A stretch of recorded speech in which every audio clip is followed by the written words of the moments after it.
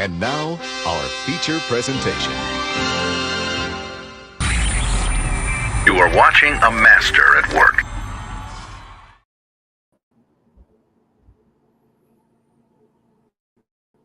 Hey, how's it going? Raf in the building, and welcome to a special episode. This is the episode number 20 of the Combat Club with Capitán Rafucho and Zenith. Because today is Friday, you know what that means? It is the weekend. It is the perfect opportunity to watch with your friends, family, because we have a blast weekend between mixed martial arts, between UFC 306, and then the boxing night between Canelo Alvarez versus Berlanga. And trust me, they never forget about that. You will never miss that. This is going to be like an epic weekend, so get ready, folks, because it's going to be like a bloody Sunday. Well,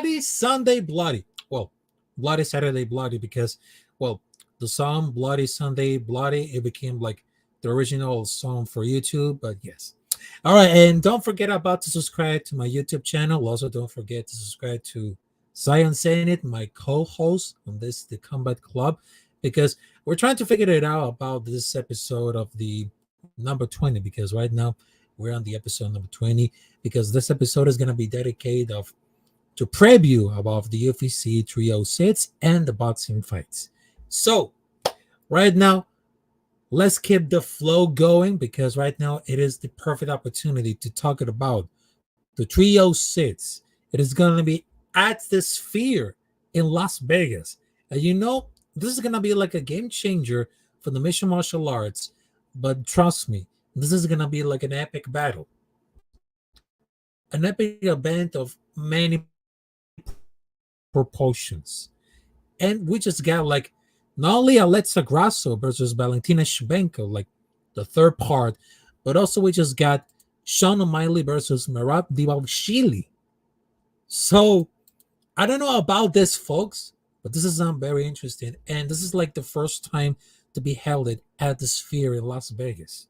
You know, like the giant sphere about like these lights, and you look like at the Sphere in Las Vegas, and you look like really realistic, and then just put like posters everywhere, just like a image of pace like that. I mean, man, what can I tell it about this? This is gonna be like a perfect movie, a perfect movie that you'll never forget about it. You won't. But right now, let's just talk about for the main card of UFC 306, and what can I tell you about this? Over the last few months, I mean, the UFC, it became like something that no one could have expected. This is like a series of bangers, banger after banger. But right now, let's just see about for the main card. So right now, between Daniel Silva versus Esteban Rubovics. Now this one is gonna be like an exciting fight. Daniel Silva is a lengthy, versatile striker with a strong technical skills, because he was absolutely managed in the distance and showing very effective grappling abilities, because he had a black belt in Brazilian Jiu-Jitsu, because he show up, he can use like boom, his jab is effectively used to this range well against Francisco Prado, while he was displayed the submission skills with a quick like an anaconda choke just like that on Christos Giagos to get like the win. But Trey Ogden gave like the only loss of his career, which is nothing but shameful, as Ogden is an underrated veteran who's very tough to beat. But Esteban Rubovics is just like a powerful kickboxer who always displays his devastating head kick against Terrence McKinney. It's just like 37 seconds into the fight to get the knockout victory. He's only had 2-1 to the UFC so far, with his loss coming to log wrestling wall. Now Hoover has to reach a high advantage on that fight, which will enable to get out of the fight of this range and stay away from the powerful strikes or bullets. But I think that Hoover will have like significant advantage of this fight if he wants to come with a grappling heavy game plan, as I believe it's going to be like superior fighting on the ground. And Rewarders will need to battle to get into the opponent's range, to get hurt, those power strikes. It's not going to be easy at all. But Zell Hoover, he has a clear path to the victory, to taking the fight to the ground. And this is going to be like a favorable matchup for the hometown fighter. So I will give like Daniel Zellhuber as a decision.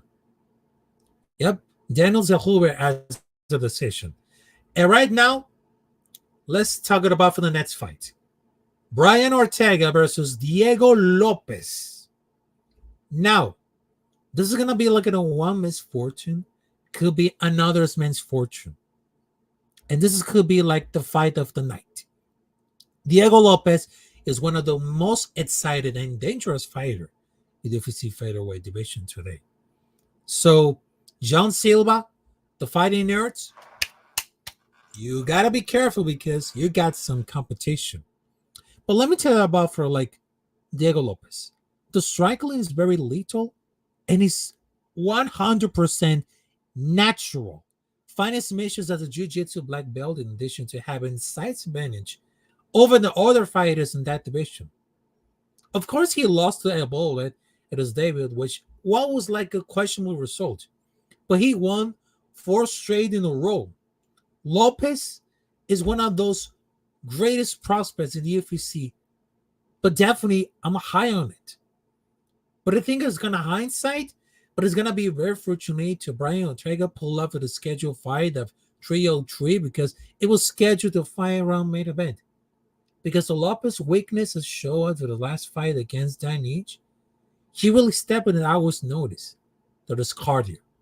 And he was ran out of the gas at the third round of the fight, and that should have been like a final round fight. I thought that Danny will capitalize and make it the combat as Lopez will barely survive this fight. But his gas tanks was basically empty. Just like zero. Now, for Brian Ortega, it's just like a magician. A grappling wizard with impressive record on the UFC. Only losing the elites in that division like Alexander Volkanovski and Max Holloway. And the other loss was Jay Rodriguez because during an injury, which I don't really count on it, but I think this very kind of slow starter who gains a lot of momentum in the later rounds on that fight. Because a 5-round format against Lopez, that would have a key advantage. He can afford to start slow and outlast Lopez in that format. Because Lopez is very dangerous at the first round. But I think the best thing to not allow Ortega to get comfortable is get into the fight and quickly go to the finish, especially on that feet. Ortega's chances will improve like the longer the fight goes on and on and on. But I'll be very doubtful if Diego Lopez cardio will hold up this time. And I really think that he won't screw it up. He won't screw it up. But I got faith for Diego Lopez. I will go to like the juggler early for the fight. Because powerful strikes, find a knockout, that'll be the keys. That'll be 2 important keys for Diego Lopez to be like the next contender for the featherweight championship. So I will tell for this one, give me Diego Lopez as a knockout. First round. Yep, first round.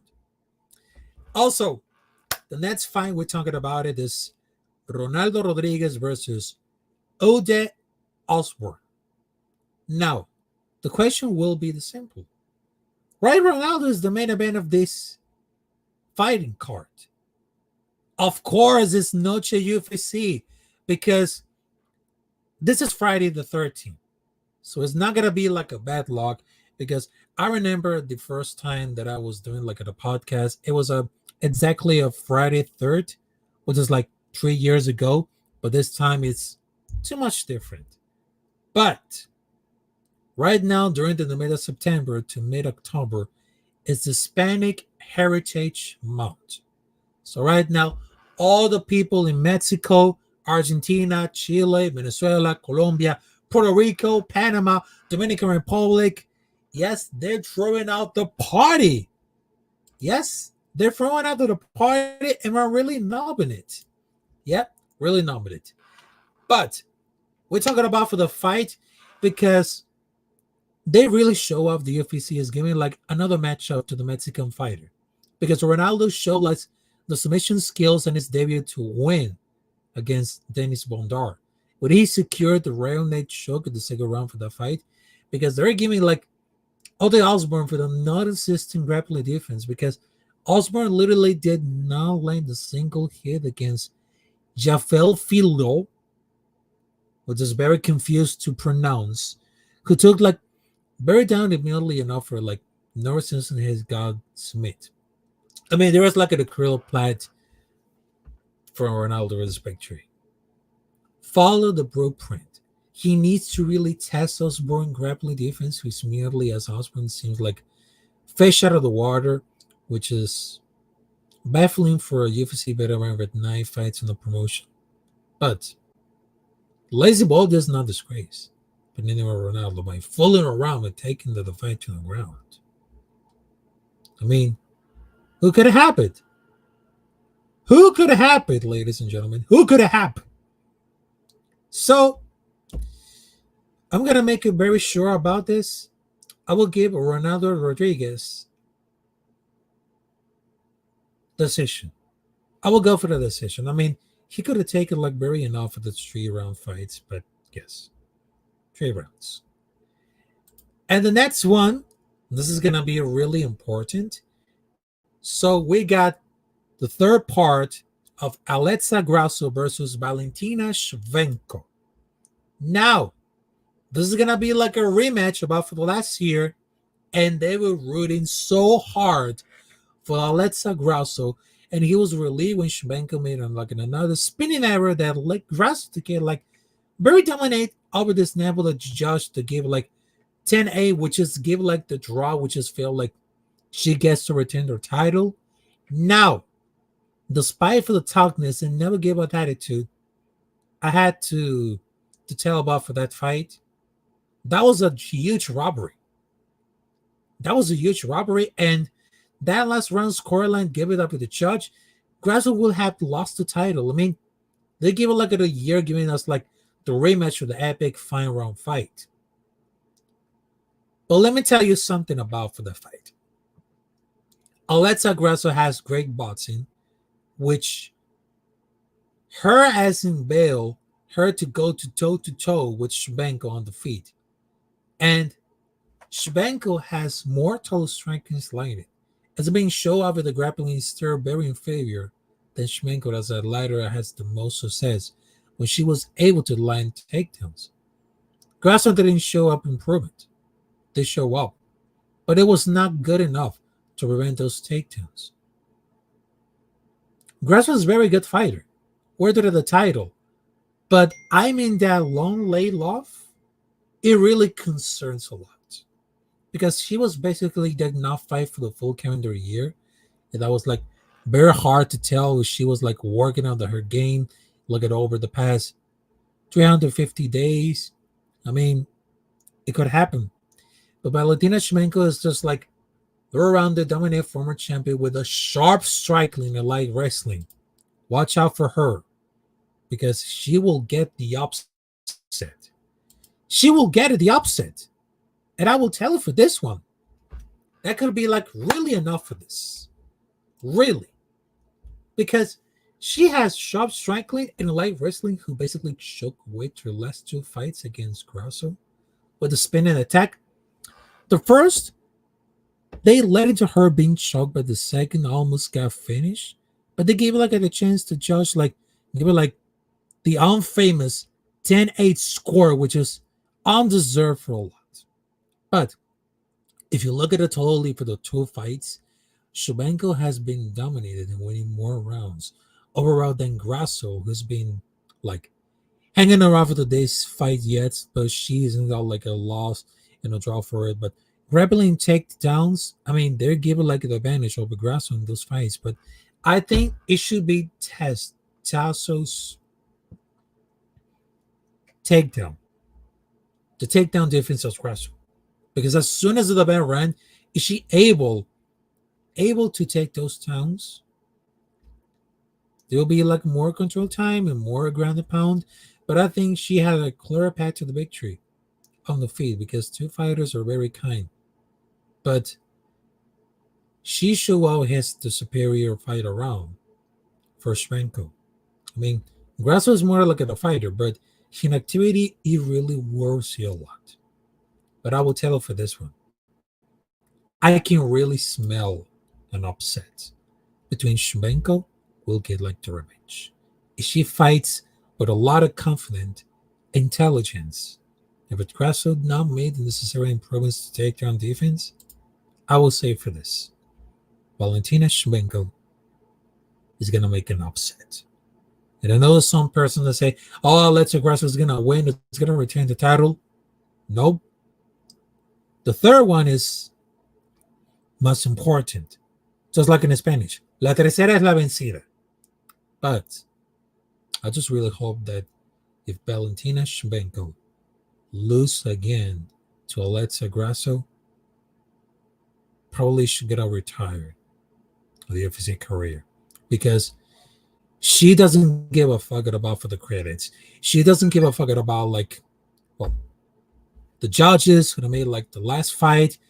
She doesn't give a fuck and everything. But I will tell you for this one, that could be really sad if Valentina Shmenko could lose against Alexa Grasso. But intelligence, it doesn't let it out.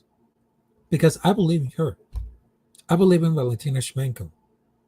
And what is going to be like an epic battle with epic proportions, which is going to be superior. Valentina Shmenko is going to get the upset. I'm smelling the upset because this is going to be really, really incredible. So, before we're going to talk about like the main event, I'm going to tell you for this one, don't forget to subscribe to my YouTube channel, Capitán Rafucho.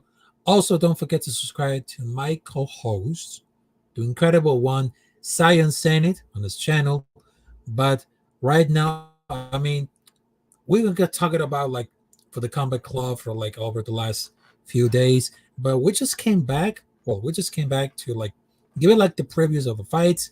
But right now, he's going to do tonight the premium steak along with Mike the Giants fan, Adam, like the four horsemen of the New York Giants, because they know about everything about not only for the wrestling, but also the mixed martial arts, baseball, basketball, everything. So don't forget to subscribe to Zenith because he's doing amazing, my co-host and my brother.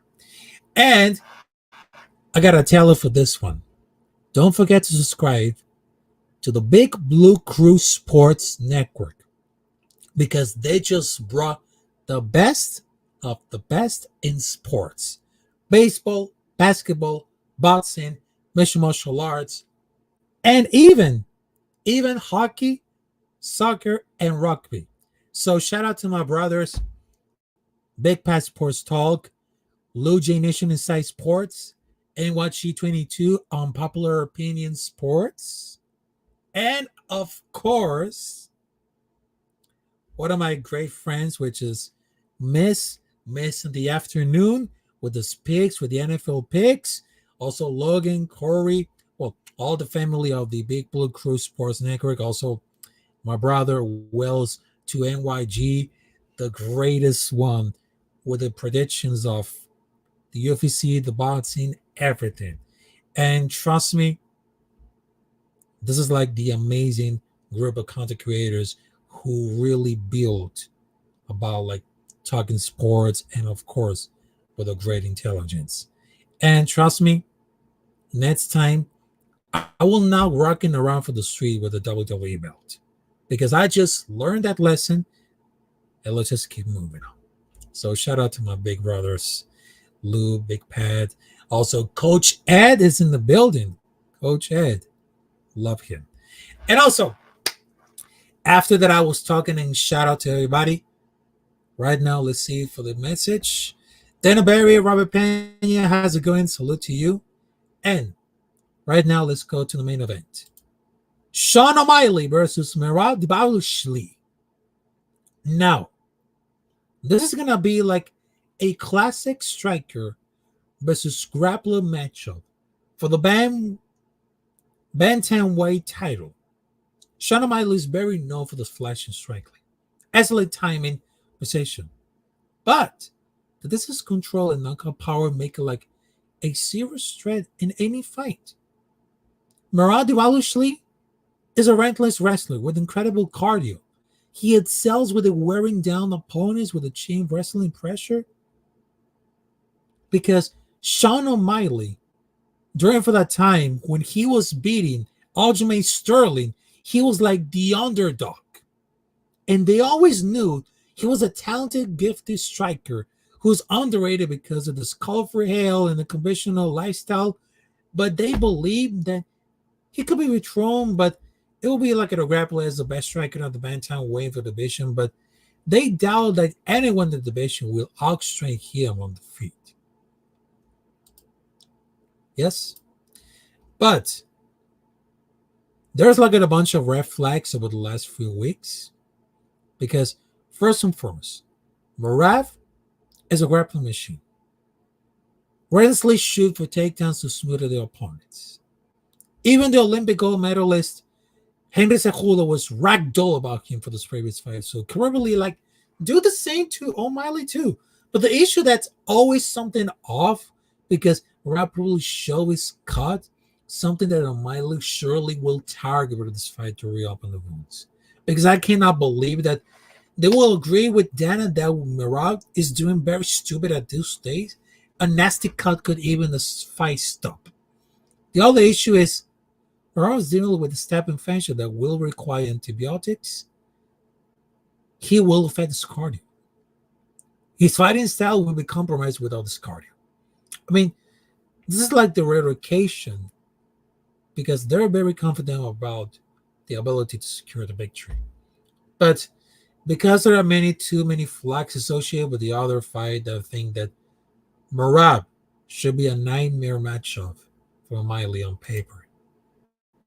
So my final prediction is going to be Sean O'Malley knockout at the second round. Yep, second round. What I call it, I call it. Sean O'Malley knockout second round against Melov. I don't care about this, folks, but in some point, because right now you just give like a lot of predictions, but at the end of the time, I know exactly what I'm doing. And speaking about for like predictions, I mean, this is gonna be really associated right now because over the last few months, I mean, this is getting out of the hand, but it feels like they have the right position on it. Because not only are the UFC war, because right now there are several applications like, well, sports gambling, like FanDuel, DraftKings. I mean, they just have like to change the whole world in gambling sports, in sports betting. Because I know this is gonna be like exactly the point where you go to bet right now. But there's always be like another risk right now, but there's also like you had to gamble very responsible about for your money. And I know it's gonna be like really weird, but hey, we know about that. Hey, how's it going? No Mets, no Nets, no Jets. How's it going? Salute to you. Always a pleasure.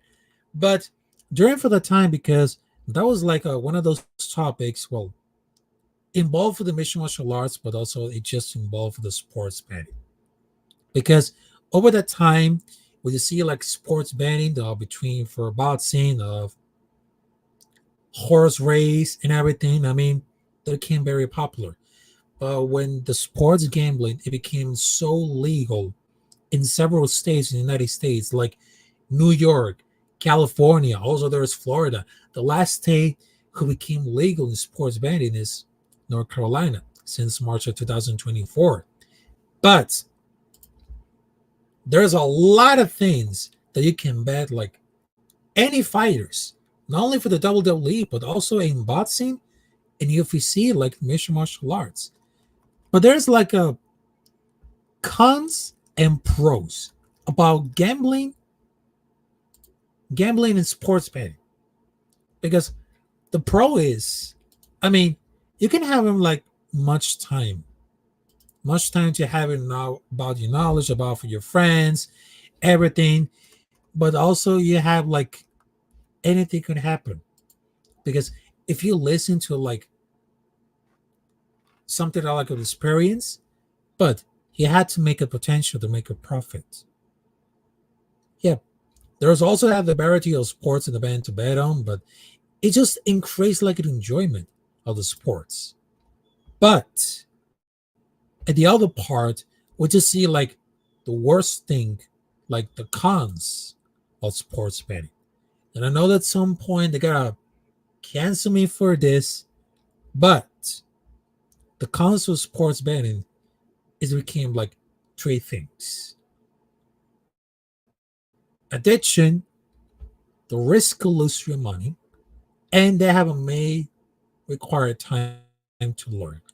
Because the third part is it can take so time to learn the basics of sports betting, even longer to become an expert. Because looking at just scrolling, I mean, there's like a lot of bookies that became very professional at very cost. But there are some persons who can actually break the sports book and they don't listen about like the favorite picks and everything because they know about for like the system. It's all the strategy. But also the worst thing about it is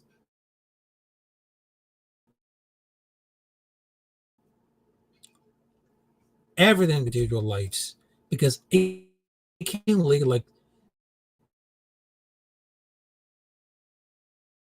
financial losses and ability to stop people that really can be like really obsessed to win more money or it could losses. That would increase like risky bets, further losses. It just create like a vicious cycle. And every promotion that I just saw on the TV, on the radio, promoting DraftKings and FanDuel and Barstool Sports Network, I mean, they just have like the title. There's like the title of Helpful Gambling Edition. So they just wanted to call, and also they just had like the etiquette to say gamble responsible. Yep, you had to bet responsible and not to take away about from the money, not to take it away. So this is one of those topics that I just wanted to talk about it about for the sports betting because right now this weekend is very important for the UFC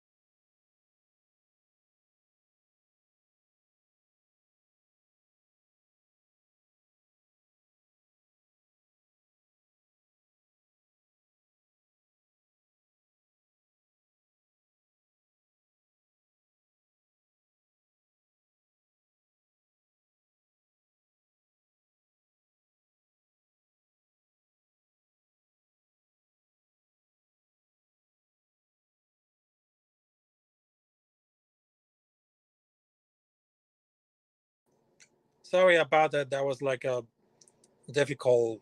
Well, there was something like a difficult technical issues right now. But I just wanted to tell you, thank you very much. And of course, I will see you there at 9 p.m. I hope so. And salute to everybody else. So right now, peace out and let's go.